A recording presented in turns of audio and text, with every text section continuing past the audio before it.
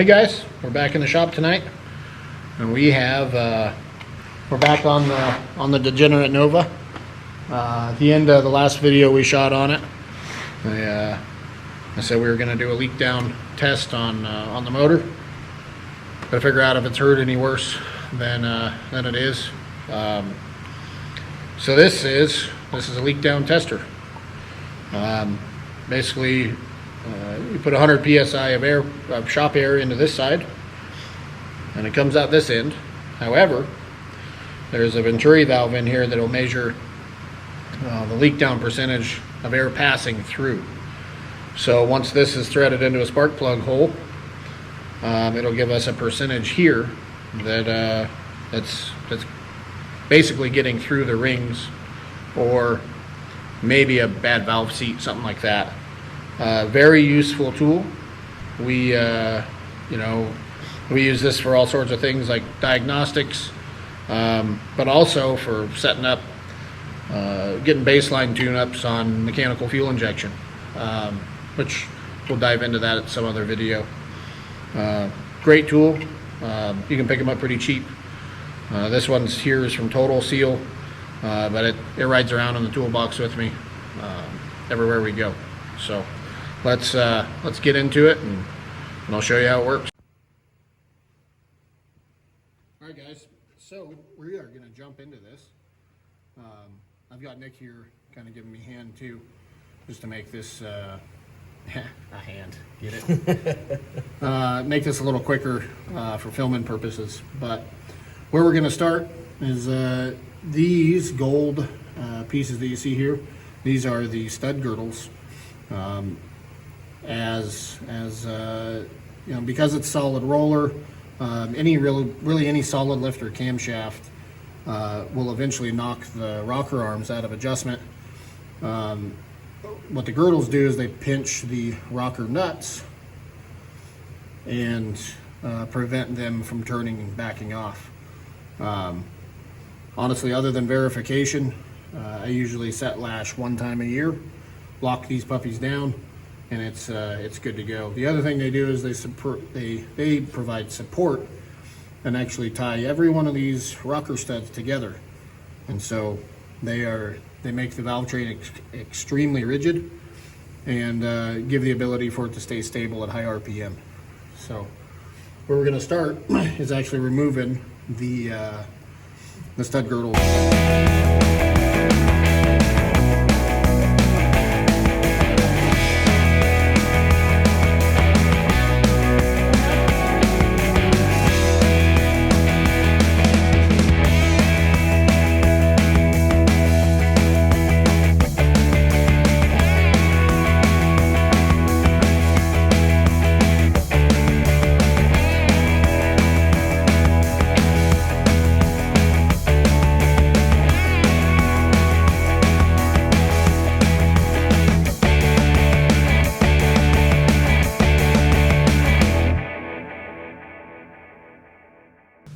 All right, guys, we're going to start in with the leak down test. So what you start with is obviously your the end that'll thread into a spark plug hole, and just make sure the O-ring looks good. You're committing, you're dedicated on that seal to not give you a faulty test, and this one looks okay. So. And this just needs to be a little, pretty snug, but a hand tight will do it every time.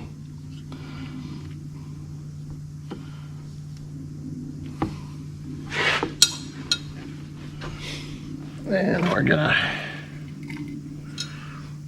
plug in the leak down tester. Something to somewhat expect here, and I'm gonna move some stuff around to alleviate any troubles from this.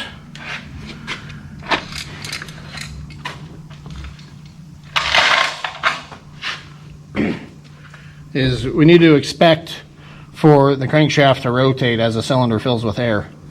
So what we've got here is the blower belt. We haven't pulled the crank support and all that off yet. there's a pretty good chance that might whip around. So, I mean, don't get your arm in it. Don't, you know, you just need to be aware that that engine's probably going to roll over as we fill that cylinder up. The other thing we want to do is start off with the regulator backed all the way off.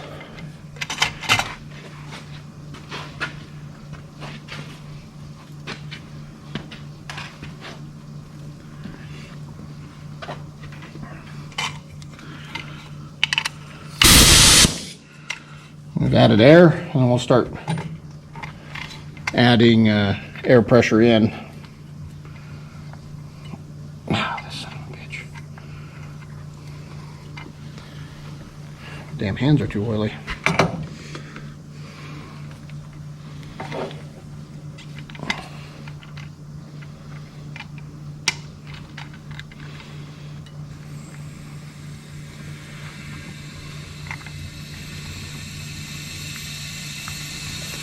Basically, we want to get this up to 100 psi.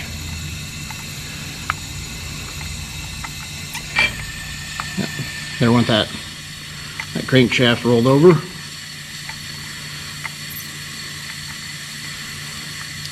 Okay, so we're at 100 psi on the big gauge, and we're looking at a 10% leak down. Now, obviously both valves are shut because the rockers are off. This is actually a really good cylinder. Race motors, you could expect from 10 all the way down to 1%. If we get up into that 20 range, I mean, typically means there's something going down. But as I'm looking at this, I don't know if you can zoom in right here, Nick, on that stud. If you look right there, there is some air leaking out of that head bolt, just a little bit. It's pretty common on boosted applications. Things just get pushed around quite a bit. So this cylinder, I would call, it's pretty darn decent. So we'll relieve air, let that bleed down.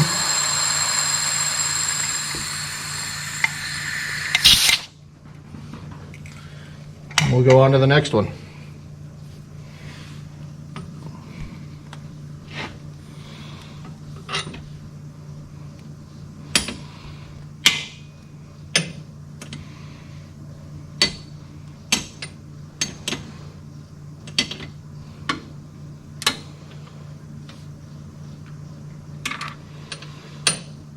I would highly advise you guys write down, if you're doing a leak down test, write them down. Write down your results. The other thing is if you fire up a new motor, run a leak down test on it after you get some heat cycles in it, so that way you have a baseline. This motor we did not do that on, and I wish I would have.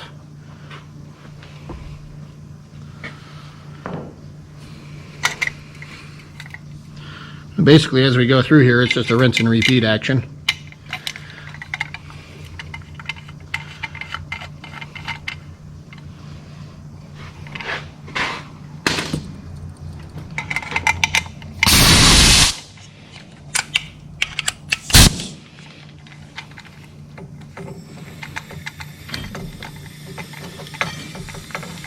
You can see the motor's rolling over.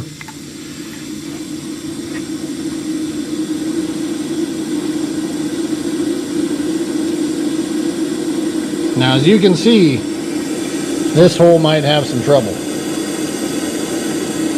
We're at about 24, 23, 24%. Something is certainly goofy, but we're not leaking up through the cylinder head, through the exhaust port.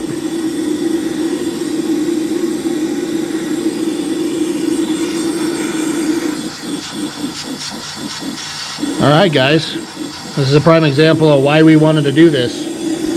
So, this is 1357. I am pressured up on 3, and I'm hearing air. Well, I found air. So 3 and 7 are talking to each other. That's going to tell me immediately I've got a scorched chamber where it met side to side and actually burned up the head. Hopefully it just lifted a head gasket. But key indicator right there. I'm going to go ahead and bleed this off.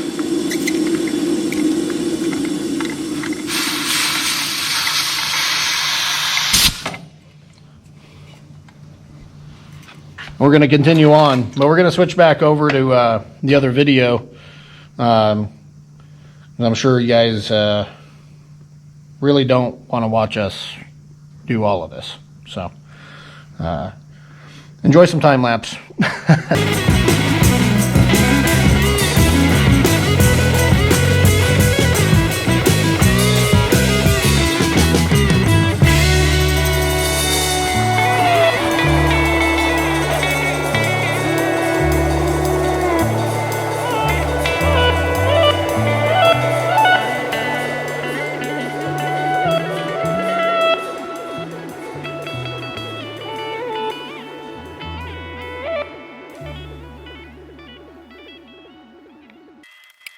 All right, guys, that about wraps it up for the night. Just to give you a recap, pulled the valve train apart and ran a leak down test on everything on all cylinders. Just to kind of give you a recap, this is what we found. Cylinder 1 was at 10%. Cylinder 3 and 5 both at 27%, and they're actually they're communicating with each other. Basically, we put air in 3, and we get air out of cylinder 5's spark plug hole. So obviously those have to be the same percentage. Cylinder 7 was at 8%. Anytime you're doing a leak down test, keep in mind you want to be better, 10, 12% or better. That's really going to indicate that you have a healthy motor. Race engines, if you got a really tight NA setup, you're probably 1 or 2% on a fresh motor, which is just stellar. Moving on here, cylinder 2 was at 12%. Cylinder 4 and 6 echoed across the motor. Both of those are at 22%, and we're getting a communication factor between those two as well.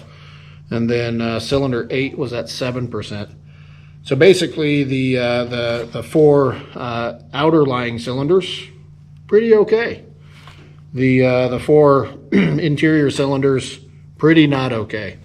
My hopes are with how this is going to wind up is that it's just head gaskets. If that's the case, we're in good shape. If that's not the case, we have the potential that boost pressure and heat and some other factors actually scorched or burned the area between the 2 interior cylinders in the cylinder head, and we'll have cut that area out. If that's the case, we'll weld up the heads, resurface them. But the good thing is, you guys will know all about it when it happens. Next time you see me next time you see anything to do with the Nova, we'll be getting the motor out and getting it on the stand. We'll get these heads off and maybe take a peek at the bottom end. As always, I'm Dusty. Nick's been on the camera all night and giving me a hand. That was him right there. And keep those loud pedals down unless you're around the police. And Liberty strong. And we'll catch you on the next one.